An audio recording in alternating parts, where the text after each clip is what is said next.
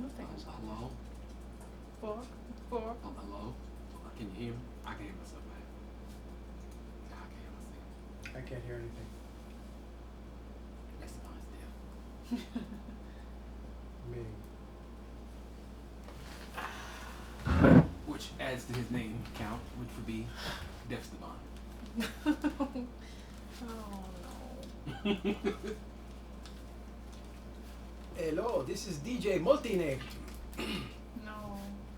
I swear I heard you say a racial slur just then, but that's just me. A racial Multipass? slur? Yeah, I hear them all the time. My ears turn words into racial slurs all I don't hear nothing. the time. The microphone is fine. I can't even hear Dennis. You probably should. Hello? Hello? Hello? I hope my microphone don't have corona because it's very close. It's very close. What you mean you can't hear? My microphone smells like tuna now. Don't do that. Can you hear yourself? Hello? I can hear me. Toby. No. Toby. Do you hear my scratching? I can. I don't hear nothing. Toby. Did you not plug in my headphones? I did. Toby. Toby. What's that? Nada. Toby. What the fuck? Why don't you hear it? I hear you. Oh, I know why. Okay, what about now?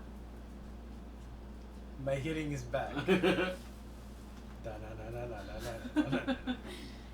all And that's the end of Devstabon.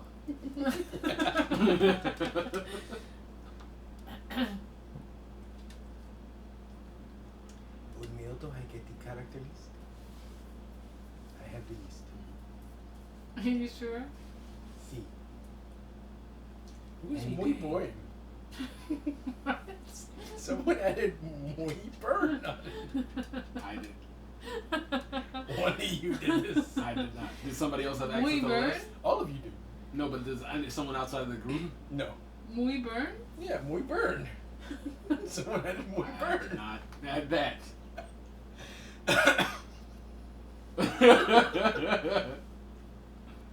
I don't recall doing this. It might have happened. Have you been making additions drunk? No. Not that I can recall. Oh shit. My cheeks hurt. I haven't laughed this much in a long time. Sad. I have to find something, some kind of pun that allows me to say you're both inebriated and Esteban at the same time. And Esteban is too much. That sounds pretty accurate. Hello. Hello. Hola. Somebody's licking my calves. Don't comment on this because it's really annoying to edit out. What? Edit out. Like you're complaining about dogs cleaning your knees. Do I? I don't even know what to do with that. So don't comment on it because it's Okay. really annoying to edit out. Just deal with it. Okay. I had to edit it all of your complaints out of the last episode. Why you shut the fuck up about his knee cleaning? Shit, it's a fucking free service. Just enjoy it.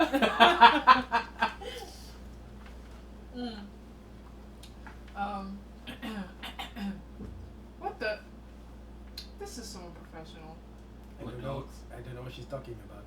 Yes. We won't mention the others. The others. Hello, welcome. Lovely humans listening to this podcast. Hi, people. Old Books Podcast. Hola. We Welcome read to the old digital books. library of the Old Books Podcast. We read them. We talk about them. We talk about it. We talk about Nothing it. but that. Nothing We're but- very serious on this one. Don't start.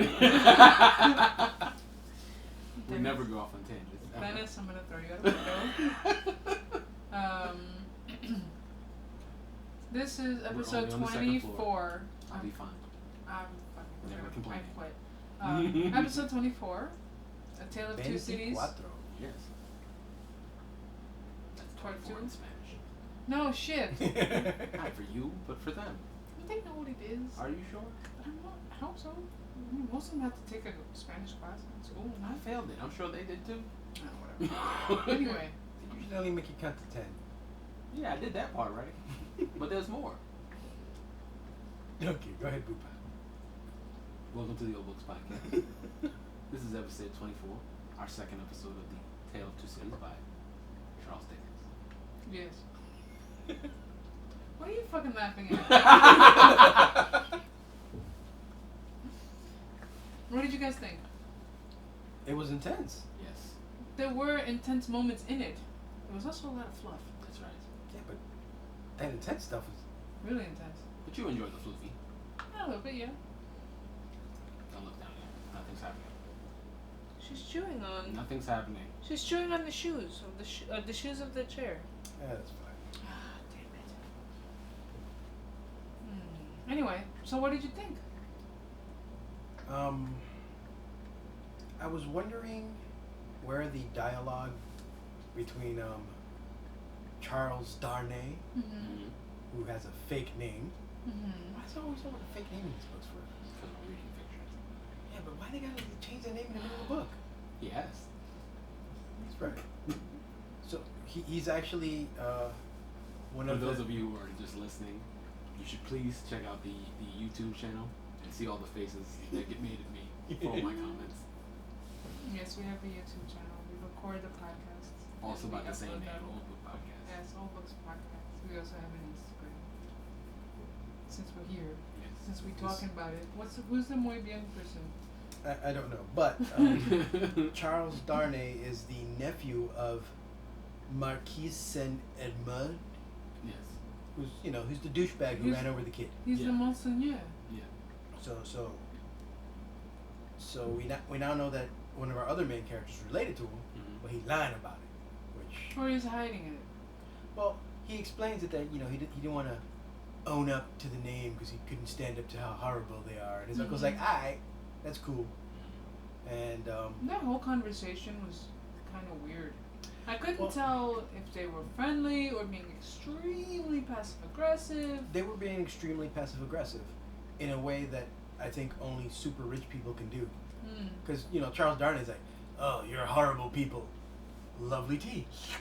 You jackass." It's like you're still there. So Yeah. I'm not saying he's that much of a good guy, but then by the end of the night, I forget what the guy's name is. Wait, I have his name here. Wait, Toby. I have to see the name, Toby. And this is why they gave us his name when the Marquis ran over his kid, Mm-hmm. Gaspard. Mm-hmm. There's also almost always a Gaspard in these books. I guess it's a popular French name. Yeah. He For someone who's lowly. he shows up and takes his revenge. Mm-hmm. I wonder if it translates to anything. Probably. Probably. Which is one of those intense moments where it's like, oh man, this guy literally hung on to the bottom of this guy's carriage, Mm-hmm. followed him all the way home, stabbed him, and then left a note, take him to his grave in a hurry. It's like, oh, I see what he did there. He used the same guy's little quote of like, take me to my home in a hurry. He Yes. just killed the kid. Take me home. Mm-hmm. Now. Mm-hmm. Here's a quarter. I actually went back and re-listened to that, and the lady that was like crying because her husband had been buried and she was looking for a headstone, like he didn't even give her the decency to like say no or like nothing. He ran off on her mid sentence. Like she was in the middle of like crying and being upset But about her she's a dead woman, husband. she doesn't matter. That's crazy. I'm not saying now. Obviously now women have purpose and That's so rights. cold. But So back then, cold. who cares about what a woman thinks? I guess. It's two things. It's back then, and you're talking to an aristocrat. So Mhm. that guy's like extra douchebag. Like, Mhm. can I see your wallet? Why would you need to see my wallet? Because I need to see your work. What did you think, Dennis? I think I'm glad I picked this book Mhm. first. Ooh. Because I'm super genius. And two, I mostly like this book because I'm very much a proponent of the idea that the difference between rich and poor needs to be illustrated. Can you not hear me? Yeah, I can, but make it more Oh, comfortable. okay. You can sit up a you little know, I know I like kind of hunching over. bit. Okay. It makes me feel like Quasimodo. What else? Possibly a book I want to read in the future. Oh. But just the idea that I want to see these type of things illustrated more often. Because too often we think we're all the same. No, Do we're we? not. Do people A think lot of that? people still believe we're all the same. Who thinks that? I Well, don't know. well, first of all, let's leave it to the listeners. Uh-huh. Write in if you think rich people and poor people are the same. They're essentially the same. Obviously, they have different levels of resources, but are they essentially the same? This conversation Am I crazy? It's breaking my brain. No, I understand, but the same. But anyway. Or if you don't want to reply to the podcast, reply to me at Twitter, DMelloBK on Twitter. So, what are you enjoying most about this book? The illustration of the difference between poor and rich, the idea that when people of such different classes live closely, that it more closely illustrates that difference, and that the idea that it like you need like people always try to say now and I can't really relate to back then because I wasn't alive back then. Right. But just the idea that people try to often tell you that money doesn't matter. Of course it matters. Of course it matters. Right. What you was gonna say? I said big time, man. Yeah. So that's mostly what the book is pointing out for me. This book almost feels. I think it was actually episodic, wasn't it? It was released in bits. Yeah. Yeah, because I can definitely feel that in some pieces. But that conversation between, and you're gonna have to help me out with the names, the shoemaker and The his shoemaker. friend after she gets married. The shoemaker is Manette. Yes. Where is he? Well, Dr. Manette. I don't remember. Dr. Manette. I did not write down his first name. And the lawyer. Yeah. Jarvis Lorry. Laurie. Yeah. So there's that scene after his daughter gets married, and the shoemaker has that like relapse into his like mental state of like when he was a captive and he's like making these shoes, and then there's a conversation between the two of them after he recovers from his relapse, and I thought that whole conversation was so. Go ahead. Sorry. She like what the deuce?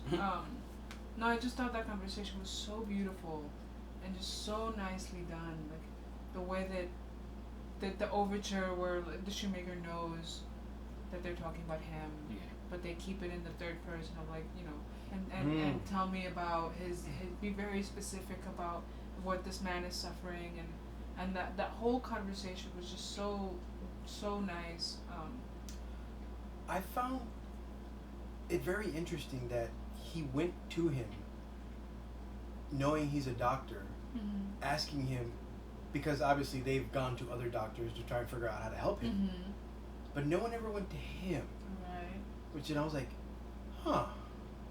Like that was like, oh wow, what he basically gave him the thing, and I know a lot of times they say that's a bad thing when a doctor prescribes for himself. Yeah. But that's basically what they were asking him to do. Yeah, but I think it also depends on the person, because the doctor knew what was up. Like he must have come out of his relapse, and they write in that he keeps looking at his hands.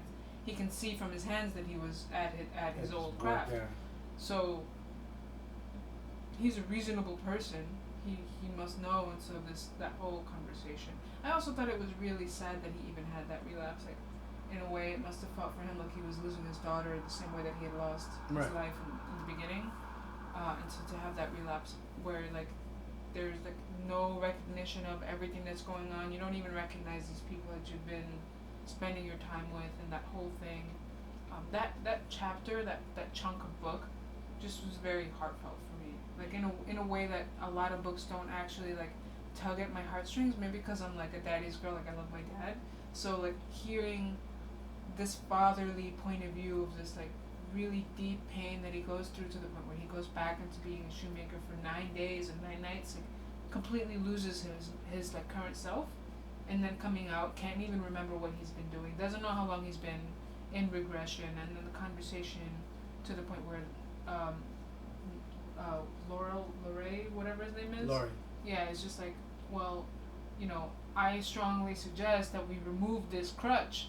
And finally the doctor's like, well, if you're going to remove the crutch, I would recommend you do it when this person is not home so that they don't see it and they don't realize it's gone. and just like that chunk of book, I think is probably gonna stand out for a long time for me. It was so beautiful and so well written, so touching. I mean, as they're going through all the things and like when they talk about how much his daughter cares for him, when Charles Darnay is describing like everything they go through because they lose a child,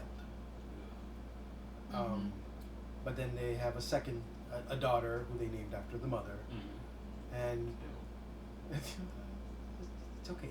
I'm just saying. Do girls get junior attached? No, I don't think so. It's So it's generally just- a male thing. So it's just Sometimes women are named after their mother, but I don't know of them being juniors or anything or any type of suffix like that. Huh. Sorry, that just popped into my head. I was like, Actually, wait a I minute, don't what know happens many.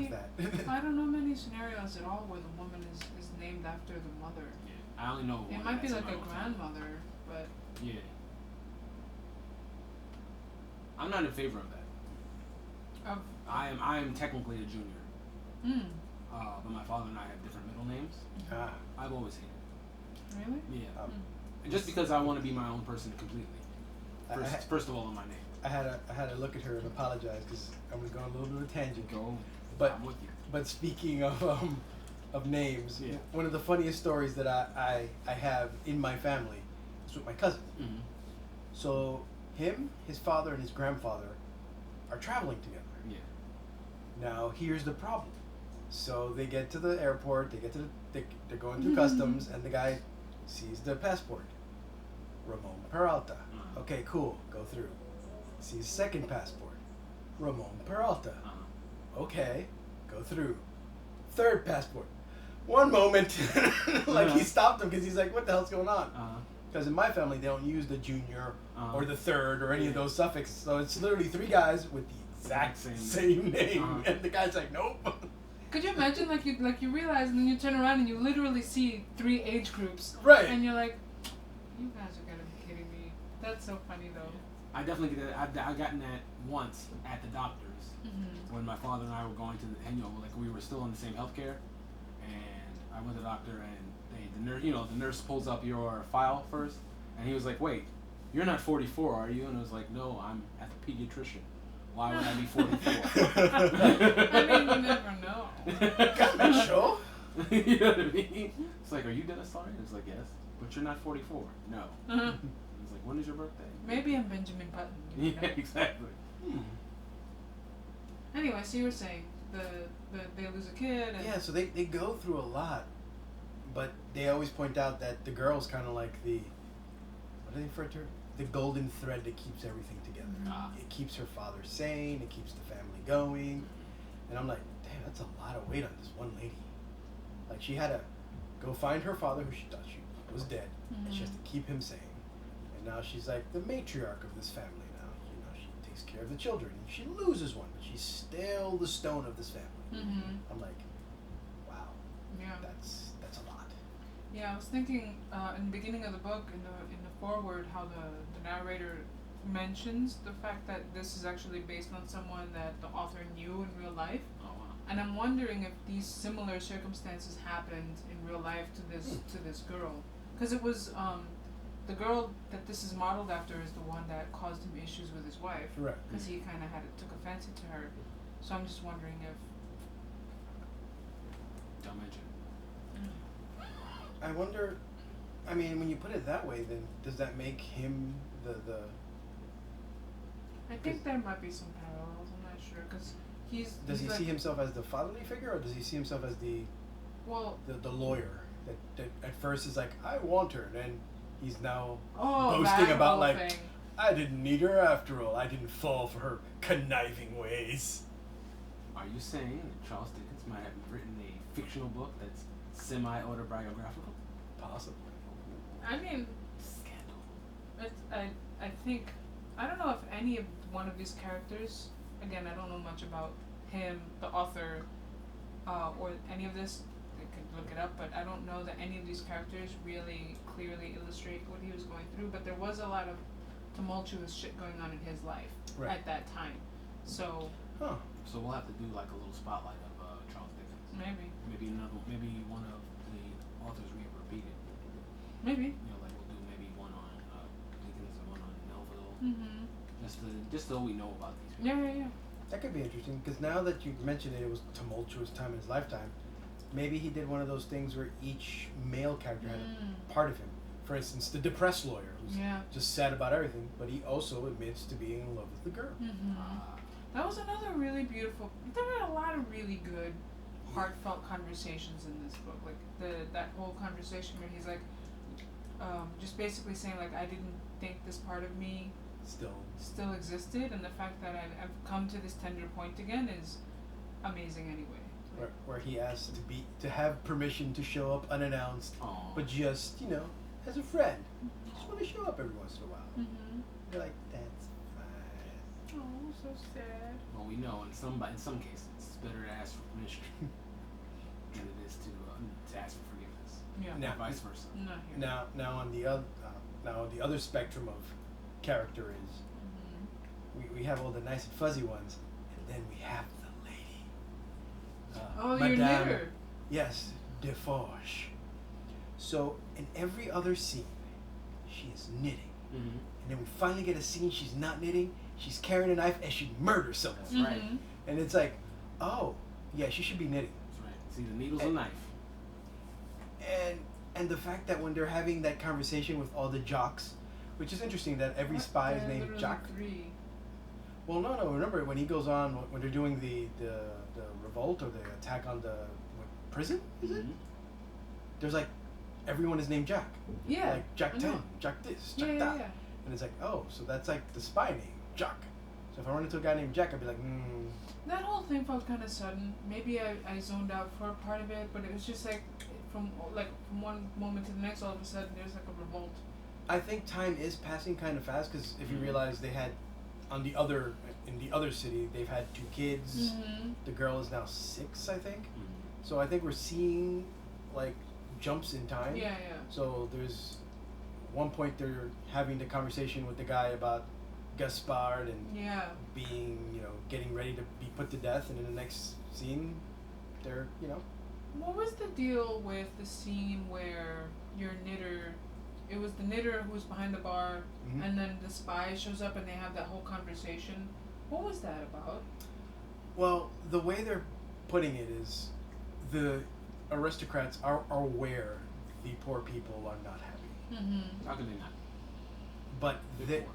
But they're only worried about certain poor people. So they sent out their spies and their feelers and their this to be like, which ones are dangerous? And clearly someone has figured out there's something going on in this wine shop. There's a lot of dudes in here. And I know they don't got money because we have all the money. Right. So also that wine ain't that good, so... So what are they doing in there? So he's always going in there, but the knitter is... She's that high-level spy. I mean, when I learned... Because I was already suspicious because she's always knitting. But when I learned how dangerous she was, is when it's Mr. Defarge, the road keeper guy, and the 3 jacks. Yeah. And when they're talking about all the things they're gonna do, and they're like, "What about her?" And he's like, "She will knit their name." And you're like, "Oh, they're afraid of her." Yeah. Like these guys talking about revolution and murder, and they're afraid. That's right. Do you actually think she knits her names? Because it sounds almost like she's literally knitting names and deeds into her weavings. It could be just metaphor, but I get the feeling that it's not. Right. Like she's, like the intensity when they speak about her, like she could literally just be like, "Oh, you're gonna die on Thursday." Yeah. Thursday. Knife to the neck. Yeah. Right, but there's also the scene where she's knitting in the wine shop, and then he walks in and she's like, she literally repeats exactly the description that they gave, like so and so height, nose. Oh, how did they describe it? Nose. With a disposition to the left or something like that, and in my mind I just picture almost like I can't remember, like a ticker tape, like a little piece of paper coming out. I just picture her knitting, and if you look at what she's knitting, it shows all the details that she's thinking about. The other thing he talks about is like she is the record keeper of all the crimes and stuff. Right. And if you are planning a revolution or a war, you have to have some form of code. Yes. And if you're trying to hide things from rich people, something like knitting, something that commoners do. It's a great place to hide things from rich people. Yeah. They're not gonna look. Mm-hmm. So at this point, I feel like she's the most important person Probably. in the revolution. Probably. I mean, she killed somebody. And think about it, if she had to nick people's name and everybody's name was Jacques, it couldn't be that hard. J1, That's J2, right. J10. It's like, I just made one of Mm-hmm. these. But yes, even when he describes the way, they break into the thing and he gets this guy and he's questioning him, then he turns around and there she is. Mm-hmm. She has some poor sap. Yep. She pulls, how do you describe it? Her angry knife, or he gave the knife a description, Mm-hmm. like an emotion. Mm. So it wasn't a regular knife. Like it was like it's like it's feeling it, Mhm. and then she kills this guy. Mm-hmm. That's right.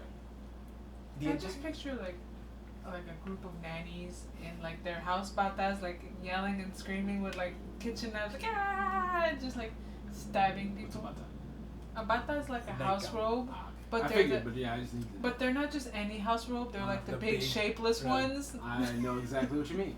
Those things. Yeah. We Yeah. call, I know them as moo-moos. Yes. Yeah, Yes. that's exactly what it is.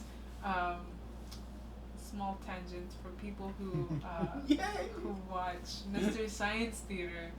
There's I can't remember the name. I'll try to find it and maybe put it in the comments of the Instagram for this episode. But there is a scene. House dress. I'm sorry. That was the other thing I know. What? House dress. Oh no, house dress is too nice. Oh. It sounds formal. Batas But it's they're not. not they're like It's shower not. curtain It's material. not formal at all. It's so bad. Really? Yes. House, but it's got the word dress in it. Yeah. Moo definitely. Moo-moo. works. That's Yeah, because yeah, yeah, you know women don't wear pants. Anyway, if you've read, I'm What? serious. who doesn't wear pants? It's an old Christian thing. You know, Uh-huh. it's, women are never supposed to dress like men and that, Oh. kind of thing. Should be No, it's just weird. old black stuff. You completely broke her concentration. I'm sorry. I'm over sorry. it. Bye. What do you think about the conversations, the scenes? The This characters. book is definitely an emotional book. Mm-hmm. It's definitely not, just, it's obviously not fact, it's fiction, so, he can feel free to kind of create a mood, Mm-hmm. and that's what I like most about Dickens. It's like, you're not just, this was the time, and this is what happened. Mhm. It's you should feel shitty about this, Yeah. because this was shitty. It's like, you could almost see him like sitting next to you and telling you like this very detailed, very graphic story, and it's like, oh my god, I can smell Yeah. it. Yeah. It's like I can smell the horse manure. When they're talking about the execution, Yeah. that shit was horrifying. I couldn't find it horrifying because the guy the road maker that was telling the story, I was having fun listening to how he kept like enacting all of the With bits. his hands. Yeah, and how he would like and he was hanging like this. And he would like hold these poses. But It was amusing. that they would like put melted lead into these holes they've carved into you, and when you're almost dead, then they'll get the horses to pull you apart. Mm-hmm. It's like, what? And there was like 15 other steps, and it's like, I'm pretty sure you should die by shock by step 4. Nah, you keep him alive. Next time you won't act up and you won't get drawn and quartered. That's right. Well, you're definitely not gonna act up. You're dead. I mean, maybe not. What if you survive? Oh my god. Oh my god. Somebody had to. Oh, There was one sad sumbitch who just No arms, no legs. Yep. I pity Stab that wounds. guy. Yep. Then again, Rasputin. And there were no skateboards back then, so how was he gonna move around? How would he do it even if he had a skateboard? Hmm? How would he do it even with a skateboard? Freely. Oh, whatever. Uses You didn't think I had an answer, did you? I'm ridiculous. What else, guys? Let's see. I'm trying to think of. We had a few big scenes. We had the scene, the conversation between the old man and the girl where he professes his love. Which is typical for old men. Yeah. There's the conversation at the wine shop between the spy and the knitter, which was pretty interesting. I like the casualness of it. Obviously, the conversation. It was a very James Bond. Yeah. scene. Yeah. Like I know what you are, and I know what you are. Mm-hmm. Mm. Yeah. That's right. the whole marriage, the conversation between the guy and the father when he's confessing his love, and there's the whole conversation with this guy that you mentioned earlier, where he decides he wants to marry her, and then he Rich realizes that he can't have her, and so he just forgets about her. That whole thing was really funny.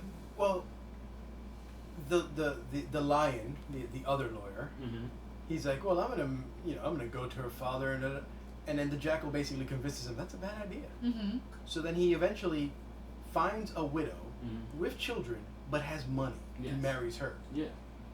And then when she gets married, he's like, whew, I'm glad I escaped that trap. Yeah. Now I'm well off. I almost fell for her cut.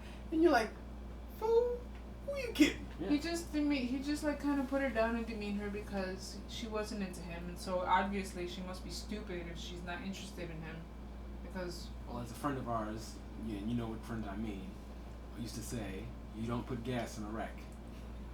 who said that? You know who said No, I that. don't. Yes. Is this another one of those things where he thinks I know somebody? No, No, you you definitely know know, it. you know Who this is person. it? Who? Think. Who would say something that crude about a pregnant? Lou? I didn't say it. Did he say that? Yeah, he said it all the time. I don't put gas in a wreck. You're not even surprised. You're Damn, not. that's You're so fucked not. up. I'm not surprised That that he was would like say it. I'm surprised that the He phrase didn't. is He fucked didn't up. invent it, but he damn sure promoted it. That's fucked up. Anyway. Fucking Lou. Damn it. We love you, Lou. I'm editing all of this. But why? He might listen. Yeah. This is true. He, You might. he might be listening with his Vespa. Yeah. He has a Vespa now? Oh, he had one. Oh, what? Oh, but You don't know? You want me to tell you more of Lou's crew jokes now? Yes. You haven't heard him use the word Vespa? No. It's a lady who's fun to ride, but you don't want to be seen on her. Aww. Aww. I think I have heard that one. Aw, Lou. Lou. You're so great. Damn it, Lou. Lou had 1,000 of them. My Yes. head hurts. I forgot about these. Not a million, because that would be exaggerating, but he definitely did have 1,000 of them. Easily. Yeah. Back to the podcast. Back to Yes. the podcast. I don't know if I'll edit that out or not. That's right. Lou was not one of the characters mentioned by Dickens, No, he's unfortunately a friend of ours. but he's definitely a Dickensian character.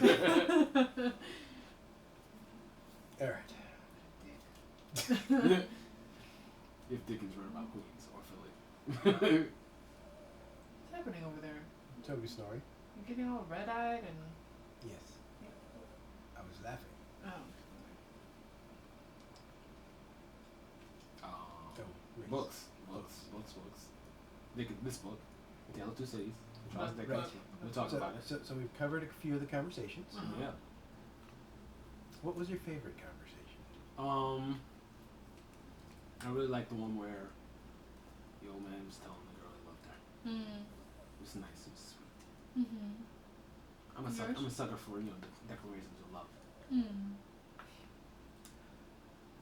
I'm torn. even if they're alive. I did enjoy the he's sleeping. I did enjoy the knitter and the spy Mm-hmm. because it's like a James Bond type thing. Who's smarter than who? Yeah. But I also enjoyed the. You probably shouldn't tell everybody your whole evil plan before you kill them. This is true. I also enjoyed the wine shop owner, the three Mm-hmm. jocks, Mm-hmm. and the road fixer guy, Mm-hmm. because of how each jock has a different reaction to things. Mm-hmm. Like I think his jock 1 and 3 are like all like gun ho, like yes. But jock 2 is the one who kept going. But what would she want? Because he's clearly afraid of the knitter. Mm-hmm. So he always like, will she do it? And it's like he's like the voice of reason for some reason. Mhm. He always backs off on things. He's like, are we sure? And then they're like, destruction! I didn't know what that meant at the time. And then the very next chapter is like, oh, okay, they literally mean destruction. Okay. Do we know exactly what the plan is? Like what all of this planning was about? Was it for the... I think it's the initial French Revolution, like just poor people slowly planning their little, their portion of this thing that eventually became an entire country rising up against the rich. Yeah, that's what I thought it was, but I was not sure. I'm like, maybe I missed something, and they're planning something else, and it just sounds a lot like it. But no, I think it's just they haven't outrightly said anything. They just started talking about the plan. That's right. In general. Yeah, I think it's just us seeing the vision of like a cell, just happening, growing, and as shit gets slowly worse and worse, they are slowly pushing back. Is anyone else picturing Homeland right now? No. Oh, okay. So I don't watch the show. Never mind. Thank you. Okay. Really good show. I love you. Okay. I got so many good shows to watch. And we thank our sponsor, Homeland. And do you wanna do some of those commercials that we were talking We about? definitely should. Just as an exercise. Just to throw this out there, we were wondering what kind of like sponsored type commercial would fit with the books. Yeah. And we were just making up like different advertising in our heads that would be funny. Yeah. We're not sponsored. None of this, like, we don't actually have any affiliates or anything to anybody. But we were just wondering, and planning for a better future. Yeah. Like, if we had, like, how we would, what companies or sponsorships would work well with some of the books that we read. Yes. Right, and we also don't want to do like the regular, just you blurb out what they do. Exactly. We would want to make it funny. For instance, clean teeth, clean your teeth. It's like, no, that wouldn't be good enough. Right now, the one that immediately popped into my head, because right now, I feel like she's becoming my favorite character, the knitter. It's like, do you need to knit your revolution? Yeah. Come get your string here at Michael's. Knit all of their names in many different colors. Yeah. Look for the coupon. We were joking about the for like noise canceling headphones. Or like imagine like, do you have a neighbor upstairs that's constantly walking back and forth with one peg leg? Noise canceling headphones for Moby Dick, stuff like that. Anyway. So we definitely should do those. I think they would just be fun. Also, do we have any ideas about our next book? Because we not to say not to. Yeah. I did want to ask. So, this book comes out in the middle of September, and then we have one more installment on this. So the next book that we read will be right around October, and we'd like to try to read something Halloweeny. Yes. So, if you have any ideas for something that you'd like us to read for Halloween, please comment on Instagram, Twitter, or Facebook, I guess. I'm hardly ever on Facebook, but you can find us at Old Books Podcast on any platform. You can also email us suggestions@oldbookspodcast.com and just let us know if you have a favorite Halloween or horror book that's old and you love it. No Goosebumps. No Goosebumps. Something. I read a Goosebumps book was the first book I read all in one day. Really? Yeah. Yeah, you could read those in all. I think it was How I Got My Shrunken Head, and I love that story. Let us know. Was that a fart, a growl, or? That was a growl because someone closed their door too loudly in the hallway. I think this is a pretty short episode because there was not a whole hell of a lot going on. It's kind of a short book too. Not very short, but short enough. Well, this particular. And we still got one episode to end this one. It's a good place to stop, I think. Yeah. We're at. It's 36, 37 minutes. So it's about 20 minutes shorter than our average, which I usually try to get it to about half an hour. I might just see if I can splice this with the last of it and see if I put it together as one. Yeah, we'll see. We'll see. Anyway, as always, thank you from the bottom of my little achy breaky heart, gentlemen, for reading these books. Our audience is growing based on our analytics, and we thank you for that. Yes. If you listen to us, if you're new, shout out. Say hello. We'd love to meet you. We'd love to say hello. Let us know what you think. If you know somebody who wants to hate watch our episodes, feel free. It still helps. I don't want people hate watching. I want everybody. I want you homeless. I want you hate watching. I want you listening to my podcast because you hate the sound of my voice. I want that. I don't. I want that. I don't. You might love Esteban's voice, you might love Ariana's voice, but you hate me. I'm okay with that. Dennis, you have a great voice. Shut up. We're out of here. Somebody hates my voice. No. Somebody does. No. No. You hate my voice. I know you do. Dennis, I'm gonna chop you in the Love throat. my face, but you hate my voice. Probably Especially the like other way around. thing. Yeah, no. This is just creepy. Like you're all up in her ear, like you're practically breathing in her ear. Dun, dun, dun. Hey, no, don't start that. Anyway, bye. Bye. Later. Fools. Have to end it before you guys start saying weird things. Too late. Bananas, bananas, bananas, Huh. bananas. Hey, you, stop making noises. I was trying to think of like what we would say for like a sock, like sponsor, A sock sponsor? like somebody who makes socks, like Bombas or somebody like that. Oh. Hey, you with the big things, put your arms down. It's rude. There you go. Sweat resistant socks. Ah, For a recording podcast? well they don't resist them, but maybe they wait.